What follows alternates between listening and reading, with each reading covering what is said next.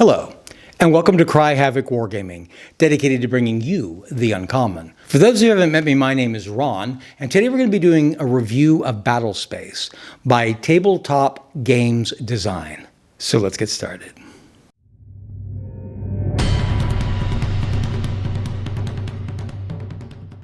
Battlespace is a game that was brought to my attention by one of our viewers, available on Wargame Vault for a very low amount of money. I think it was $9. Print as you go. The format and the design of the game is pretty clean, pretty nice looking. Of course, the quality of the product depends on how you print it and what you print it on.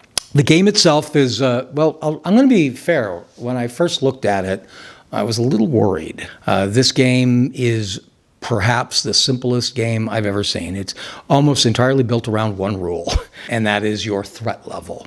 Threat level is a number that is assigned to all of the enemy. Enemy is always the opponent. Oh, I should probably begin by mentioning that Battlespace is a modern tabletop war game, a true skirmish. It's designed around using one fire team of 4 soldiers.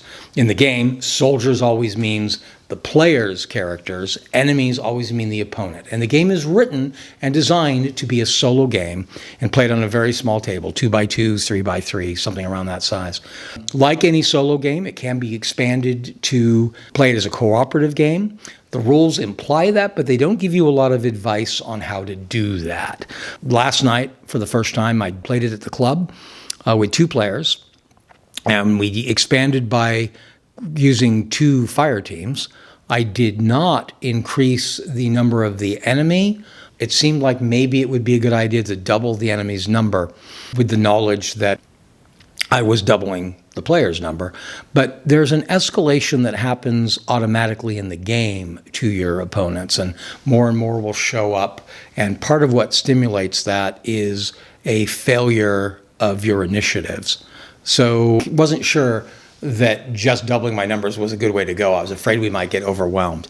After having played that game last night, I think it would have been a good idea to do maybe a 1.5 increase. So not a complete doubling of the enemy, but start with 1/2 the number again. We also avoided, we were playing the beginning scenario, which is intended to use just Al-Wahid fighters. That's the lowest level of opponents with a threat level of 9. I thought, I could have sworn in the game I had played that I'd had a card or something that had increased one of my character's threat levels, and I thought that was something that happened in the game, and I can't find out now looking back how that occurred in that game.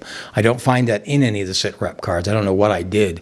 What I would do differently also, I would do 1.5 number of the enemies, but I would also use the trained Al-Wahid. That card for the Al-Wahid trained has you roll a d6 every time a new straggler or unit comes on the table. And on a 6, he is a trained fighter, or if it's an element, a trained fighters, with a threat level of 12 instead of 9. So that would help balance out the game a little more too. Now, I mentioned the game is built around one rule. There's modifiers that go to those, and there's a turn outline for how turns unfold, and that is soldier's phase. On the soldier's phase, each soldier, you decide which one you want to activate. You roll for his initiative.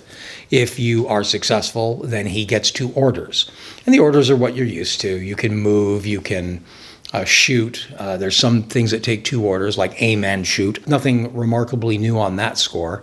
Whenever you fail initiative rolls, you pull a Sitrep card. And that Sitrep card will increase or affect the danger of the game. It might cause new enemy to come. It might activate the enemy that are already there, or one of them. It might alter what they're armed with. He may now have a light machine gun, or there may be an IED present, so it can increase those things. So you resolve that card immediately, and then the soldier that failed his initiative is allowed 1 move. Not 1 order, 1 move. The only action he can take is a move. All the measurement in the game is determined by the cards. Many of the things in this game are determined by cards. When you purchase the game, you will have 12 soldiers, all of whom have their various stats. The stats are I'm going to forget one. I'm sure there's health, which is how many hits they can take. Their initiative, which is the roll you have to beat on a d20. All the rolling in this game is based on a d20. His accuracy ability, which is a score that you're going to add to his shooting. And there's a combat or hand-to-hand stat, which is added to any personal hand-to-hand combat in the game. So those are the basic stats in the game. Some of the characters, they'll have background information. They'll have a little picture of themselves. They have their name. They have where they're from. And some of them have little additional skills. They might add a +1 to the initiative of the group, or they might add to your gear. Those are the next sets of cards. The game comes with a number of gear cards, and that's for the gear that you're going to arm your fire team with, which includes the obvious things like their light machine gun or their underbarrel grenade launcher, but it's also going to include some accessories or additional useful things they may have, like contacting drones or communication. In some cases, it's gear. Sometimes it's actually positions. One of them is a card that makes one of them a leader or makes one of them a medic and then gives them abilities on that score. You have a series of enemy cards. Those are basically just the descriptions of the different levels I mentioned. A trained leader, there's the trained with the trained score, the untrained, and I think there's one more.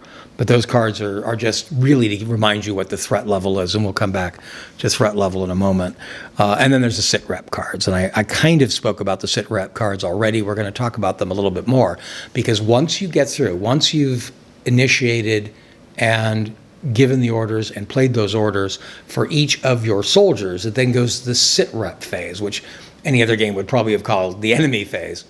At the Sitrep phase, you then pull another Sitrep card. Now, I'm going to talk a little bit more about these Sitrep cards because they are so important to the game. I mentioned them a little bit and what they do earlier, but these cards tend to either increase the challenge of the game or increase the weapons that the opponents are carrying. It may cause a new one to appear. It might change the weather. It's all various things that have happened in that turn. Sometimes it'll call for an activation right then. On the Sitrep turn, the previous Sitreps don't count for this, but on the Sitrep turn, when you pull that Sitrep card, if it does activate any enemy, you mark them as having activated. And the reason for that is once everybody affected by the Sitrep card has had their activations, then the others get to move and, if possible, fire or attack. So until every one of your enemy has had a chance to respond. Then you go to the clearing phase, where you determine whether the objectives of the game have been met. You remove activation tokens or any other tokens and objects that do not carry over for more than a turn, and you move on to the next turn. Very, very simple game, and it's like I say, it's misleading in that simplicity. It's very easy to come away thinking this isn't going to be very interesting or very exciting game. The author of the game, I don't remember now if this was in the rules or if I saw it on his webpage or if it was in a review, but somewhere I saw a quote from him where he said, "I don't want the game rules to be the challenge. I want the game itself, the scenario, to be the challenge." And I don't know how to explain this, but he's done that very well. As I said when I began, I was really worried about how simple the rules of this game looked. But I've played it now twice, acted sort of as a GM, running it for 2 players in my club last night, and universally everybody has really enjoyed the game. The challenge is there, the interest level is there, the feel of it is very good, and it's actually a very, very good and enjoyable game. It's played on a very small area. Some people play it in other scales. The author, I believe, plays it in 20 millimeter. You could play this in 15 millimeter, and you could put it in a little box and take it with you on the road and travel with it. It's just incredibly easy that way. I don't know what the support is like for sure. I've already alluded that there is a Facebook page for the game, so you can get questions and things answered on that way. There's already a bunch of expansions and continuations that have been done, and I don't think this game is even quite a year old yet. It did get created sometime during COVID, as I understand it. It's a relatively new game. So that's pretty interesting to see how far it's come in that very, very short time. I think, particularly when you remember it's only $9, I think this game is well worth your time and your money. I suggest it highly. I've really enjoyed it. And thank you, Mr. Salter, for having suggested it to me. If you have any questions about the game yourself, or if you have played Battlespace, and you would like to make comments about that, you're free to do that. We look forward to you participating in the comment section down below. If you have any ideas for further content you'd like to see us present here on Cry Havoc Wargaming, we look for those in the comments down below. If you've enjoyed this video or found any use to it, I hope that you will hit like. And if you'd like to receive notifications regarding videos like this one that may help you determine how to spend your money or time in your wargaming hobby, then please hit subscribe and ring our bell. Till next time, cheers.